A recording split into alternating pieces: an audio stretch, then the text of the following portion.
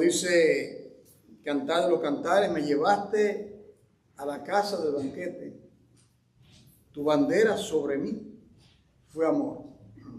Yo quisiera invitar a ustedes aquí al libro de los Hechos, en el capítulo 17. Ustedes se van a mantener ahí para yo poder dar unas explicaciones por cada persona que no escucharon lo que se dijo anteriormente.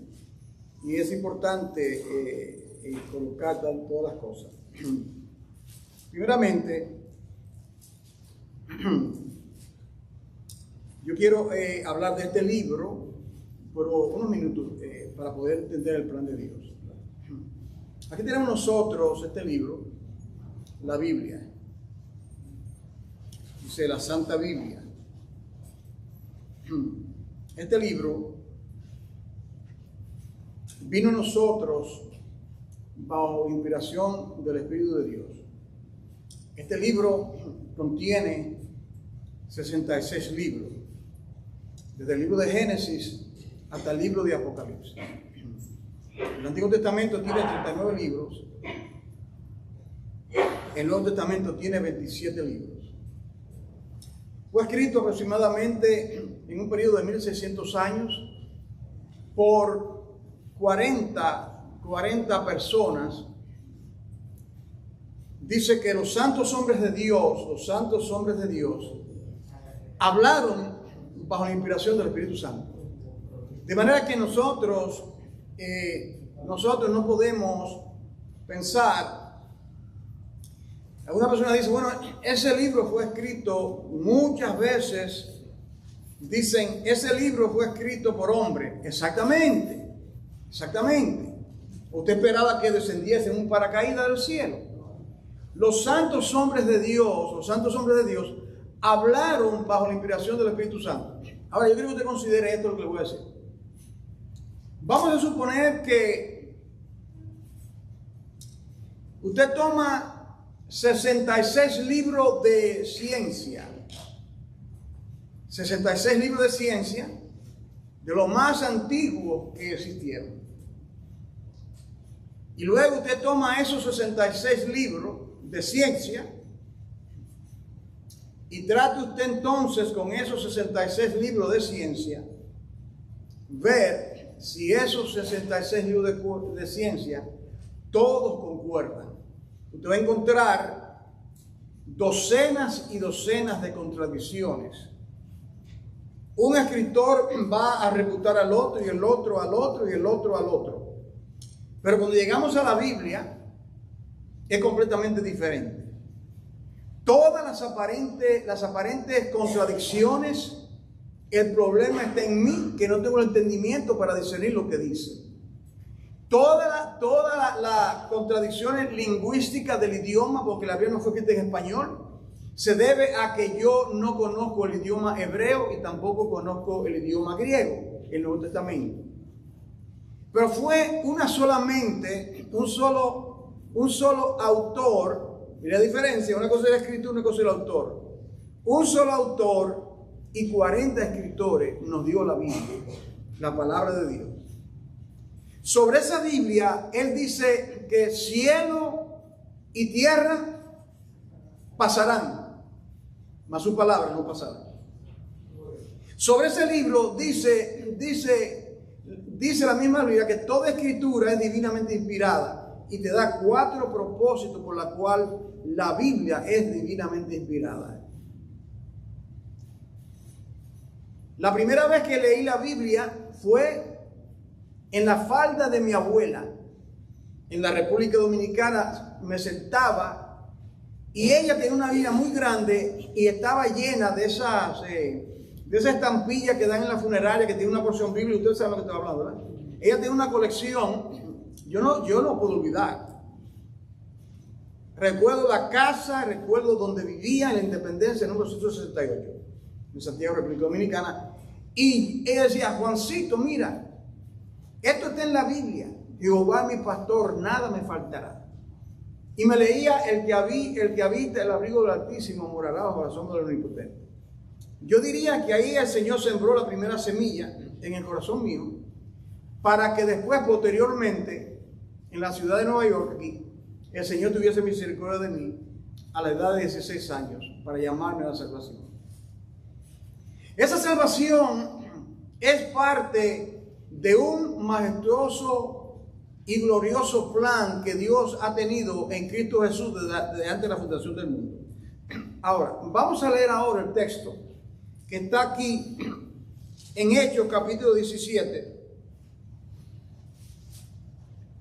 A partir del versículo 24 al 26, yo voy a leer esos versículos. Porque lo que dije la semana pasada era en 1 de Pedro, capítulo 1, versículos 19 y 20, que dice: tenemos también la palabra profética más segura, en el cual debemos estar atentos, como una antorcha que alumbra en lugar oscuro. Ahora, esa palabra profética tiene que ver con todo lo que Dios ha dicho en las Sagradas Escrituras. Toda escritura apunta hacia el Señor. Uno de los retos de todo creyente cuando usted lee la Biblia, y yo le invito a que lo haga cuando usted lea la Biblia, esta tarde, esta noche, cuando sea, y pregunte: ¿dónde en esto que estoy leyendo está Jesucristo en lo que yo leo? ¿Dónde está Cristo en esto que estoy leyendo? Quizá alguien puede decir: bueno, en algunas partes. No, toda escritura. Jesucristo dijo a los caminantes de Maús en Lucas 24 que Él tomó la Biblia, Él tomó la escritura desde Isaías 53 en adelante. Por ejemplo, Felipe comenzó con Isaías 53. Jesucristo dice que Él comenzó a hablarle a estos dos discípulos, y dice que comenzando, dice que fue por los salmos y los profetas. Es decir, que Él tomó todo lo conocido hasta ese entonces, que era el Antiguo Testamento, porque el Nuevo Testamento en esos tiempos todavía no había sido escrito. Es decir, que todas las personas en la época de Jesús fueron salvos con el Nuevo Testamento. Yo todavía, después de tantos años, yo continúo preguntándome por qué será que los creyentes no se sumergen en el Antiguo Testamento y quieren mantenerse en los Salmos y en el Nuevo Testamento. Cuando el fundamento, es más, el fundamento de la Biblia, el fundamento está en el Pentateuco, esos primeros 5, esos son como 5 pilares, y luego comienza la otra estructura de la palabra de Dios, para que nosotros podamos entender la palabra profética y podamos entender el plan de Dios. Pero miren lo que dice aquí la Escritura. El apóstol Pablo se encuentra en Atenas. Entonces, allí se encuentran con estas personas muy estudiosas, muy filósofos. Y en el versículo 19 dice: tomándole, es decir, a él, le trajeron el Areópago, diciendo. Era un lugar donde se reunían, todavía los arqueólogos, yo vi fotografías del Areópago. Un lugar donde estos filósofos, los griegos, son muy dados a la filosofía. Usted ha oído de Platón, Aristóteles y toda esta gente. Son muy dados al conocimiento, y ellos eran dados al conocer. Y ahora viene Pablo y él quiere saber qué será lo que este palabrero va a decir. Vamos a oír a este, quizás nos va a decir algo que nosotros no conocemos. Porque dice aquí, mira lo que dice el versículo 21, porque todos los atenienses y los extranjeros de allí, en ninguna otra cosa se interesaban sino en decir o oír algo nuevo. En decir o oír algo nuevo. Hay que tener cuidado, porque cuando alguien viene y dice: yo tengo una nueva revelación, o yo te voy a hablar de una nueva unción, o algo nuevo, si es nuevo no es bíblico. Porque escrito está. Entonces, dice el versículo 22, entonces Pablo, puesto en pie, en medio de ese lugar, ellos están afuera, esas columnas, y dice, él le dice a estas personas de Atenas, le dice: varones atenienses, en todo observo que ustedes son muy religiosos. Muy religiosos. Y ese es el problema precisamente de los seres humanos, que los seres humanos son muy religiosos, pero Dios no quiere que usted sea religioso, Dios quiere que usted sea una hija y un hijo de Él. Él le dice, mire, yo he estado pasando y mirando en todos los santuarios que ustedes han construido. Y resulta ser que yo noté que ustedes tienen un altar y en ese altar hay una inscripción que decía al Dios no conocido. Al Dios no conocido, al Dios no conocido. La mayoría de las religiones no conocen a Dios. La mayoría de las religiones no conocen a Dios.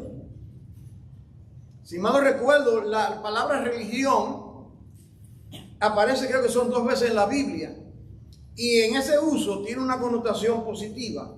La palabra religión, en español, viene una palabra latina, religare, religar. Entonces, cuando yo leo eso, es decir, los intentos del hombre de religarse, de conectarse con Dios, hay problema ahí, hermano. El hombre no se puede conectar con Dios a no ser por medio de quién. El puente es Jesucristo. De la única manera que una persona puede venir a Jesucristo, a Dios, es por medio del Padre. Nadie viene al Padre si no es por mí. Pero mira lo que pasa. Dice entonces mira lo que dice. Esta inscripción que dice al Dios no conocido, al que ustedes adoran sin conocerle, es a quien yo os anuncio. Yo le voy a anunciar a ustedes a ese Dios. Y en esta tarde, si hay alguien que está igual que estos atenienses y está en el laberinto del Areópago, en confusión religiosa, hoy le proclamamos a ese Dios que usted no conoce. Hoy le proclamamos a Jesucristo como el Salvador de su vida. Hoy le proclamamos a Cristo y a este crucificado y resucitado de los muertos. Ese es el llamado. Y lo más importante en esta corta vida es que usted esté seguro y segura que usted le conoce. No que conozca religión, que le conozca a Él de una manera clara. Dice entonces, dice versículo 24. El Dios que hizo el mundo. ¿Quién hizo el mundo? Dios hizo el mundo. De Jehová en la tierra y su plenitud, el mundo y todos los que en él habitan, porque Él la creó. Él hizo absolutamente todo. Entonces dice, el Dios que hizo el mundo y todas las cosas que en él hay, siendo Señor del cielo y de la tierra, escuche bien, no habita en templos hechos por manos humanas. Dios no habita en templos hechos. Pero ustedes están en un templo. No, esto es un edificio. Esto que está acá, esto es un edificio.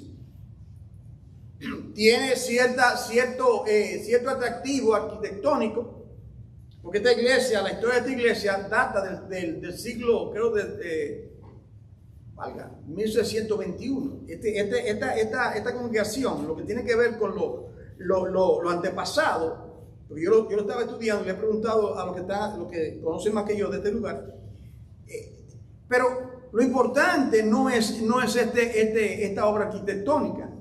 Nosotros somos el templo de Dios. Nosotros somos el templo del Espíritu de Dios. Eso es lo que vale, nosotros, las vidas. Cristo no murió por un edificio, Cristo murió por personas. Entonces dice, ni es honrado por manos de hombres.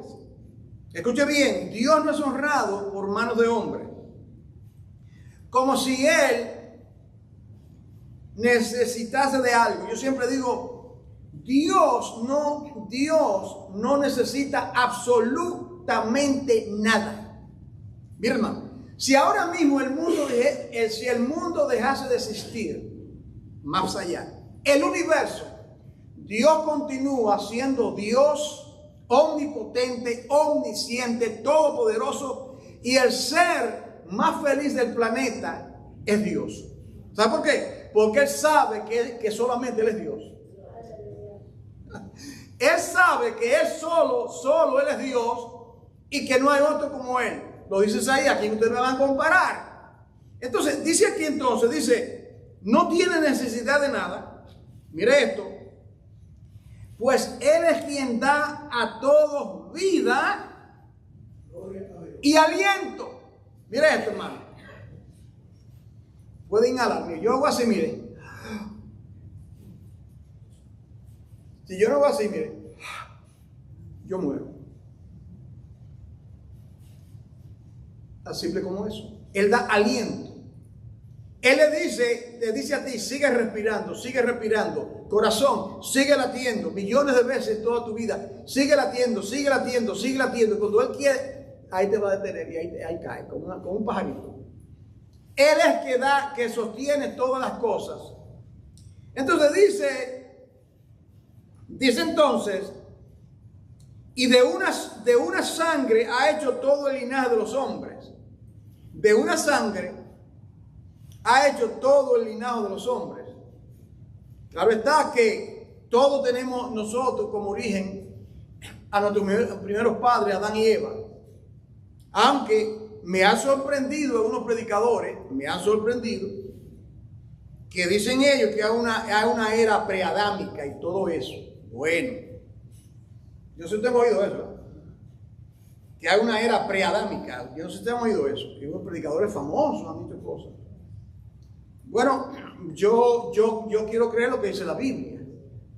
Yo quiero creer lo que dice la Biblia. Y la Biblia dice que el primer hombre que fue creado fue Adán. Ahora, aquí viene ahora esta parte que dice, mire esto, porque para que habiten sobre la faz de la tierra. Aquí viene, y les ha prefijado el orden de los tiempos y los límites de su habitación. Tu vida tiene un límite. Dios sabe cuándo te permitió nacer, salir del vientre de tu mamá. Y Él sabe exactamente, Él tiene preordenado absolutamente el orden de cada persona. Cada evento que acontece, Dios no consulta el periódico. Dios no chequea Google para saber algo. Dios no tiene que aprender absolutamente nada. Absolutamente nada. Entonces dice aquí, mira esto, 27, para que busquen a Dios. En otras palabras, Dios te ha prefijado tiempo. Esa es parte del plan profético de Dios. De su palabra, Él ha preparado absolutamente todo. Y todo en la Biblia como un gran engranaje. Cada parte, cada profecía, cada cosa, cada evento, las 70 semanas de Daniel, el libro de Apocalipsis, todo lo que tiene que ver con eventos futuros, lo que pasó, lo que está aconteciendo, como que estamos en los últimos días, en estos tiempos, en estos posteriores tiempos, todo está prefijado. Dios nada le sorprende. 9/11 no le sorprendió a Dios. La bomba que tiraron en Hiroshima y Nagasaki, las primeras dos bombas, en el 1941 creo que fue, eso no le sorprendió a Dios. A Dios nada le sorprende, todo está prefijado.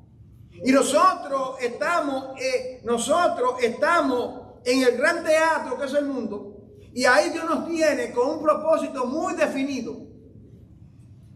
Y si usted no ha pensado, hermano, su vida es corta.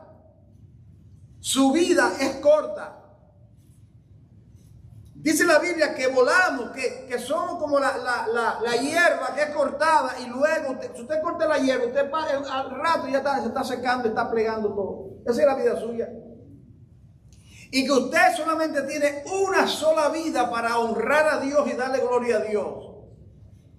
Y que cada uno vamos a tener que dar cuenta a Dios por nuestros actos, por nuestros hechos, de cómo vivimos esta corta vida. Lo dice la Escritura. Eso es parte del plan de Dios para la humanidad. Entonces, número 1, existe un plan prefijado, dice ahí, el plan prefijado. Y en ese plan Dios le da la oportunidad a los seres humanos para que le conozcan. En esta vida, de alguna manera, en este lugar, a una persona que hoy yo conocí por primera vez, personas que están aquí hoy. Estoy seguro que esta no es la primera vez que usted ha oído algo de Dios o del Evangelio. Ya usted ha escuchado algo, yo estoy completamente seguro de eso. Usted ha escuchado algo. Es decir, que ya Dios le hace a usted responsable por aquello que usted escuchó X cantidad de tiempo. Ya Dios tiene eso en su mente.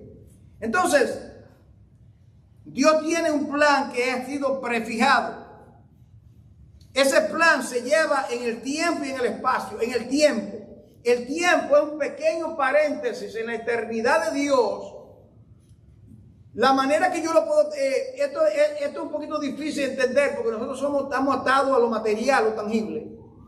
Pero la manera que yo lo veo es la eternidad pasada, una línea que no termina hacia allá.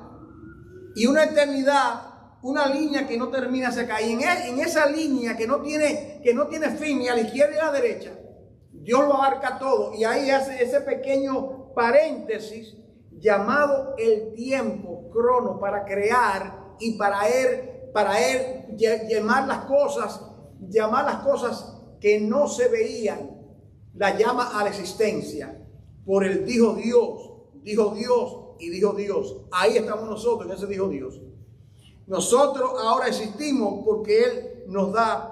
Miren lo que dice aquí el Salmo 33, por ejemplo.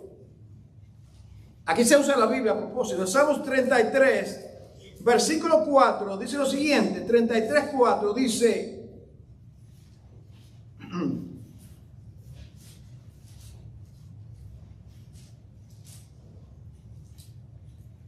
Porque recta es la palabra de Jehová. Recta es la palabra de Jehová. Y toda su obra, es decir, todo lo que Dios ha hecho, absolutamente todo, toda su obra es hecha con fidelidad. Ahí en el Salmo 33, versículos 6 al 9, dice lo siguiente: porque la palabra de Jehová, por la palabra de Jehová fueron hechos los cielos. Oiga esto, por la palabra de Dios fueron hechos los cielos. Una de las cosas que me maravilla es que todos nosotros en la escuela, en high school, ¿verdad? O en el colegio, estudiamos un tipo de ciencia: chemistry, biología, physics, todo esto, ¿verdad? Estudiamos esto. Entonces, cuando usted lee estos libros, ellos tratan de comprobarte que eso es así. La teoría de la evolución, por ejemplo. Ellos tienen que comprobarte que el hombre es el producto de un proceso evolutivo, de una especie inferior, que según ellos vino del mar, a especies superiores. Pero Dios no trata de probarle al hombre nada. ¿Usted nota eso? Dice, en el principio creó Dios los cielos y la tierra. Oiga, todas las maravillas, y Dios lo dice como tomarse un vaso de agua. En el principio creó Dios los cielos y la tierra. Y Él no trata de comprobarte. Mira lo que dice aquí: por la palabra de Jehová fueron hechos los cielos y todo el ejército de ellos, por el aliento de su boca. Es decir, que Dios al hablar, Él creó. Y dijo Dios, y dijo Dios, y dijo Dios. Y se reitera en todas las primeras capítulos del libro de Génesis. Dice aquí: todo el ejército de ellos por el aliento de su boca. Mira lo que dice aquí: Él junta como montón las aguas del mar. Usted lo ha visto, ¿verdad? Las aguas. Uno se queda maravillado, ¿verdad? Las aguas del mar se puede coger, las aguas del mar pueden coger el crucero más grande construido, y es como si fuese un pequeño bote de papel. Lo coge Dios y lo sube, y si quiere hacer así, lo lanza unas cuantas millas por la palabra de su poder. Y dice: Él junta como montón las aguas del mar, Él pone en depósito los abismos. Tema Jehová toda la tierra, teman delante de Él todos los habitantes del mundo. Mire esto: porque Él dijo y fue hecho. Él mandó y existió. Él mandó y existió. Y dijo Dios, y dijo Dios, y dijo Dios. Nos estamos dialogando nosotros. Creo que estos días lo que tenemos nosotros, los hermanos. Y digo que todo, creo que era ayer cuando estábamos delante del Señor, acá, todo lo que usted ve, hermano, todas las cosas, por ejemplo, la maravilla del cuerpo humano, la fisionomía suya, que usted es diferente a los billones de seres humanos que han existido. Usted es diferente. Tiene la misma parte, los ojos, la boca, la cabeza, pero es diferente, es diferente. Entonces, todos esos diseños de la maravilla, todo lo que usted ve, todos esos diseños que usted ve, usted se queda maravillado, están en Dios, porque eso es parte de su belleza, de su omnipotencia, de su poder creativo. Él dijo y fue hecho. Él dijo y fue hecho. Entonces, esto tiene que ver con un plan perfecto, un plan que Dios ha prefijado, un plan que dice Pablo que fue llevado a cabo desde antes de la fundación del mundo. Y dentro de ese plan está el plan del Redentor. Ahí está usted y ahí estoy yo. De nada vale vivir en un mundo que ha estado manchado por el pecado si nosotros pasamos los años que usted va a vivir, que Dios le permita vivir, y usted viva, digamos, usted viva 80 años, 90 años, los años que sea, y usted disfrute de absolutamente todo lo que usted quiera disfrutar en esta vida, todo lo que usted quiera.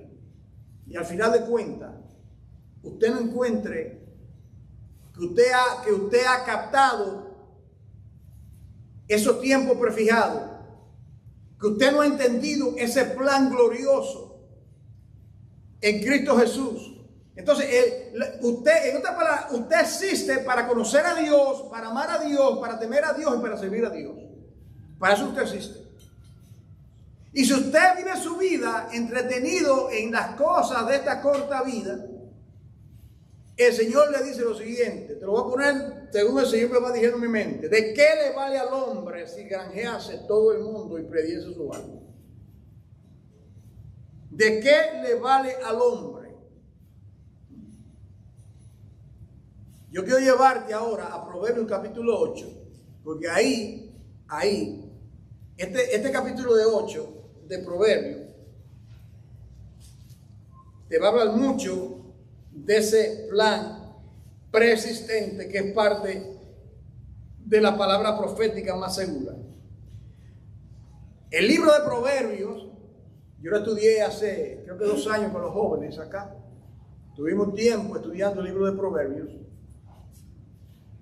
Y es un libro, es el libro de la sabiduría de Salomón, que era joven, y antes de ser rey, Dios le dice que le pida algo a él, y él dice: bueno, yo soy joven, yo no sé cómo entrar y cómo salir, y le pidió a Dios sabiduría, y Dios le agradó y le dio sabiduría como a ningún otro mortal. Ahora, él escribió unos cuantos libros. Usted tiene que saber eso. No va a avergonzar a nadie.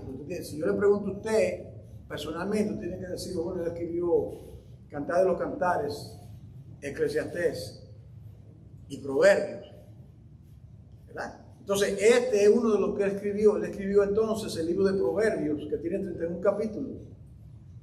Entonces, como habla de la sabiduría, usted va a entender que esa sabiduría, porque si habla de sabiduría, yo digo: habla de sabiduría, y yo leo que Dios ha hecho a Cristo poder de Dios y sabiduría. Entonces, la sabiduría, si leo Proverbios, me va a hablar de la sabiduría, y eso está conectado a aquel que es la sabiduría. Vamos a ver si es verdad.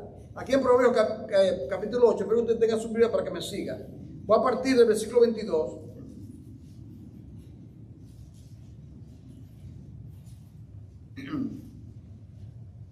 Primeramente, mire lo que dice la sabiduría, para que usted tenga una idea.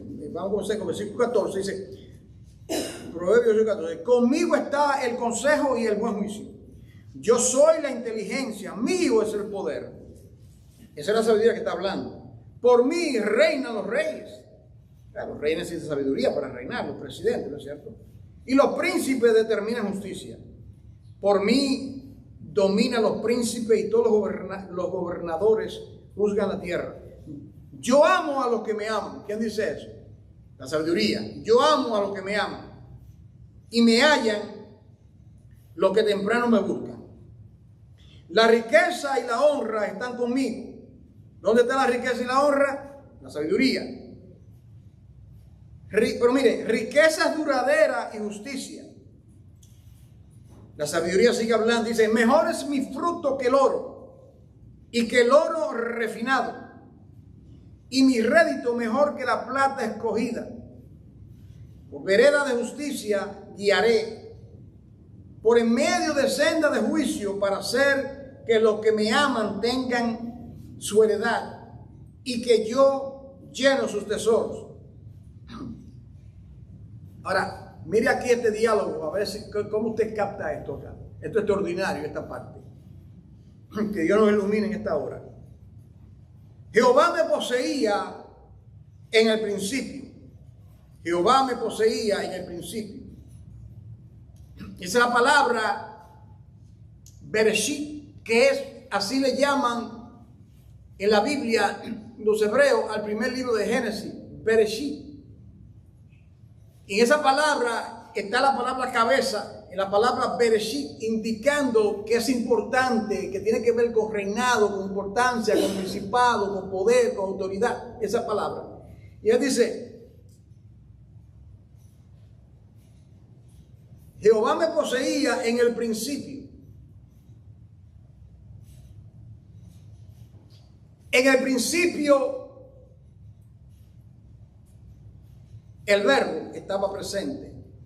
O sea, si todo se hace con la sabiduría, aquí lo dice, entonces, en el principio tenía que estar presente la sabiduría de Dios, el verbo, ejecutando juntamente con el Padre la obra, porque ya el Espíritu Santo se movía sobre la faz de las aguas, ustedes recuerdan, ¿verdad?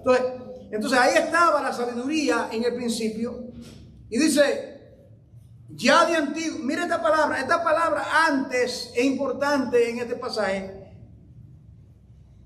Ya de antiguo, antes de sus obras, ¿usted está entendiendo? Entonces está hablando de la eternidad pasada, antes de la creación ya estaba este principio, ya estaba esta sabiduría, ya estaba ese plan de Dios prefijado en su mente, en su diseño. Y él dice, ya de antiguo, antes de sus obras, antes de la creación, ya estaba. Eternamente tuve el principado desde el principio. Por segunda vez, la palabra antes de la tierra, antes de todo lo creado, ya estaba esa sabiduría, estaba el verbo juntamente ahí haciendo la obra. Dice, antes de los abismos fui engendrada, antes que fuesen las fuentes de las muchas aguas, antes que los montes fuesen formados. Usted no se maravilla cuando usted ve eso. Yo estaba mirando los montes de Jarabacoa, República Dominicana. Estaba mirando los montes. Y yo he ido a ese lugar. Cuando niño, todos los años hacíamos un pasadía y nos íbamos arriba a bañarnos y ahí. Yo tengo gratos recuerdos de esos tiempos. Allí en Jarabacoa. Y uno se pregunta, uno ve la majestuosidad de esos montes. ¿Cómo se formaron esos montes? Bueno, aquí lo dice. Aquí lo dice. Dice aquí, antes que los montes fuesen formados, no aparecieron de la nada, fuesen formados. Antes de los collados ya había sido yo engendrada, ya estaba esa sabiduría. No había aún hecho la tierra, ni los campos, ni el principio del polvo del mundo. Cuando formaba, mira esto, formaba los cielos, allí estaba yo. ¿Quién será que está ahí presente? ¿Quién será que está presente? Bueno, ahí habla de la sabiduría. Cristo es la sabiduría. Es el principio, Él es el que tiene el principado, dice Isaías 7. Él tiene el principado y llamará su nombre Emanuel, y habla del que el principado será sobre sus hombros, porque no solamente es el creador, sino que también es el Rey de Reyes y Señor de Señores. Entonces dice, oh Cristóbal Colón, que la tierra ¿Usted recuerda la teoría que si se llegaba así en un momento dado, Cristóbal Colón leía la Biblia? En la escuela no enseñaron eso a nadie, ¿verdad que no? Nunca lo han hecho hacer. Él leía la Biblia. Cristóbal Colón escribió un libro que todavía existe en portugués, que se llama El Libro de las Profecías. Yo tengo que investigar eso, hace tiempo que debo investigarlo, yo lo he hecho, pero lo voy a investigar. Yo no leo en portugués, pero leo español e inglés, quizá puedo aprender algo. Pero lo que quiero decir esto es que la Pinta, la Niña, la Santa María y todo el debate, bueno, desde la creación del mundo. Aquí dice que la tierra es redonda. Lo dice la Biblia. Usted no tiene una idea cuántas cosas científicas la Biblia lo dice. Se debatía si el viento tiene peso. La Biblia lo dice. Se debatía esto y dice, mira lo que aquí. Cuando trazaba el círculo sobre la faz del abismo. Ahí estaba él. ¿Quién es? La sabiduría. Jesucristo estaba presente. Trazando el círculo. El círculo. No solamente de la tierra, sino de los demás planetas. Cuando afirmaba los cielos arriba, cuando afirmaba la fuente del abismo, está hablando de los ríos, la fuente. Mira esto, cuando ponía al mar su estatuto. ¿Cuál es el estatuto que Dios le puso al mar? Que no se salga de ahí. ¿Ustedes se han preguntado eso? Han habido naturalmente, ¿verdad? El tsunami y todo eso, que tiene como raíz el pecado. Yo no creo que Dios creó esas cosas para que ese tsunami, que acabe con un pueblo. Todo eso es la consecuencia del pecado. Porque la creación misma está en rebelión. Dice aquí, cuando yo le ponía al mar su estatuto para que las aguas no traspasen sus mandamientos, cuando establecía los fundamentos de la tierra, con él estaba yo ordenándolo todo y era su delicia de día en día. Me parece que he leído en el Nuevo Testamento que el Padre tiene delicia con alguien. ¿Quién será con quien Él tiene delicia?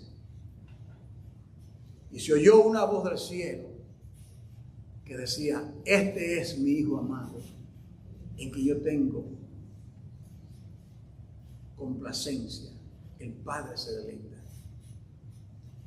Si algún día usted llegase a comprender esto, cada creyente, usted no fuera la misma persona entretenido en los juguetes de este mundo, perdiendo tiempo en vanidades y no redimiendo el tiempo.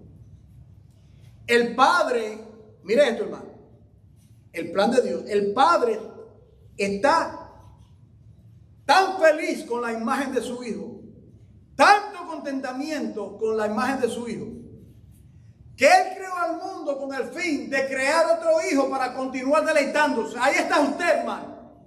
Pero si usted vive su vida y usted no entiende, ay, miserable de los ojos, que Dios tiene tanto deleite en su Hijo. ¿Qué es lo que dice Pablo? Para que seamos hechos conforme a la imagen de su Hijo. Es decir, que el Padre se deleita tanto en su Hijo, que Él entonces creó al hombre para tener otros hijos y Él continuar deleitándose. Es decir, que no es tanto que yo, mi propia salvación, eso es secundario. ¿Me está entendiendo? No es tanto el deleite de conocer a Dios, sino el deleite que le da en tener otros hijos con la misma imagen de su primer hijo. Él es el patrón, el modelo. Lo dice Romano. Lo que llamó, que justificó, que santificó todo. Y luego dice, para que seamos hechos conforme, ese es el clímax de todo, conforme a la imagen de su. Eso es lo que tiene que ver con la palabra profética. No solamente un versículo. Todo esto es un engranaje donde cada uno de nosotros, que nosotros podemos entender. Entonces, yo leí una vez, yo no sé si han escuchado un escritor que se llama C.S. Lewis. C.S. Lewis. C.S. Lewis era un profesor de la Universidad de Oxford en Inglaterra y era profesor de historia medieval. Y ese hombre se convirtió al Señor, una mente magistral. Entonces, es que uno, por ejemplo, esa serie de fantasía, las crónicas de Narnia, nosotros hemos oído esos libros, ya se lo escribió él. Las crónicas de donde León representa a Jesucristo. Las hijas mías yo lo compré y le leía esos libros cuando estaban pequeñas. Entonces, yo lo que quiero decirles sobre él, C.S. Lewis, era que unos cuantos libros, usted lo ve y usted le gusta leer, que debería leer, aprender, alimentar esa mente. Entonces, él dijo algo que me impactó. Él dice que el ser humano se satisface con poco cuando es un banquete lleno de tantas cosas. ¿Ustedes lo han entendido? Dice, we are too easily pleased. Y él dice, y él lo pone de esta manera, y dice, es como un niño que vive en un barrio pobre y él tiene un empalizado, una verja, y él no puede ver lo que está en el otro lado. Y él se pasa jugando con lodo, haciendo muñequitos de lodo. Eso está en uno de C.S. Lewis. Está entretenido y él se deleita. Entonces dice, él no se puede imaginar que por encima de la verja está un mar resplandeciente, lleno de caracoles y de maravilla, porque él está al otro lado entretenido con el lodo. Quizás Dios le está hablando a alguien hoy. ¿Cómo que nosotros vamos a vivir la vida entretenido con las cositas de este mundo? Entretenido jugando cuando nosotros tenemos, hermano, esta corta vida para comenzar nosotros, hermano, verdaderamente a apreciar a Dios y a deleitarnos en Dios. Y se vive la vida, se pierde la vida, años pasan. Yo leí esta semana, segundos después que usted se muere, usted va a saber cómo usted debió haber vivido su vida. Cómo los lamentos que uno va a tener, todos nosotros. Wow. Uno se va a lamentar de cómo uno desperdicia su vida en cosas que no valen la pena. Entretenimiento. Estamos en la era de los entretenimientos, ¿verdad? Especialmente aquí, entretenimiento. Y voy a dejar esto acá, llegando a esto último.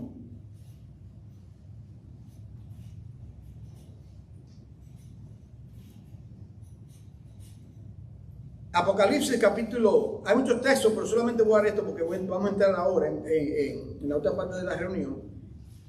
En Apocalipsis capítulo 19, el último libro de la Biblia, yo quiero leer esto.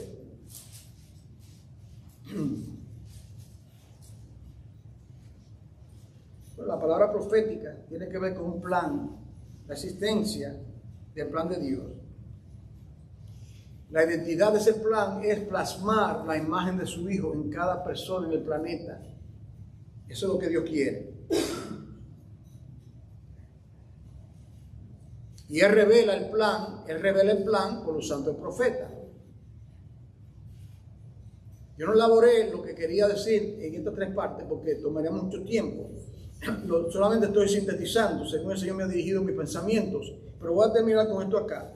Apocalipsis capítulo 19, versículo 9 y 10. Y el ángel me dijo, escribe, bienaventurados los que son llamados a la cena de las bodas del Cordero. Y me dijo, estas son palabras verdaderas de Dios. Esto es Juan que te dice esto. Y yo me postré a sus pies para adorarle. Y él me dijo, le dijo al ángel, mira, no lo hagas. Yo soy consiervo tuyo y de tus hermanos que retienen el testimonio de Jesús. ¿Cuál es el testimonio de Jesús? Dice, adora a Dios porque el testimonio de Jesús es el espíritu de la profecía. El testimonio de Jesús es el espíritu de todo lo que Cristo está. Oremos. Padre, en el nombre poderoso de Jesucristo, queremos darte las gracias. por darnos algunas vistas de ese plan extraordinario, poderoso. Gracias, Señor, que podemos, Señor, saborear un poquito, anticipar la gloria venidera, Padre. Gracias por tu palabra. Sé con nosotros ahora en el banquete de tu mesa.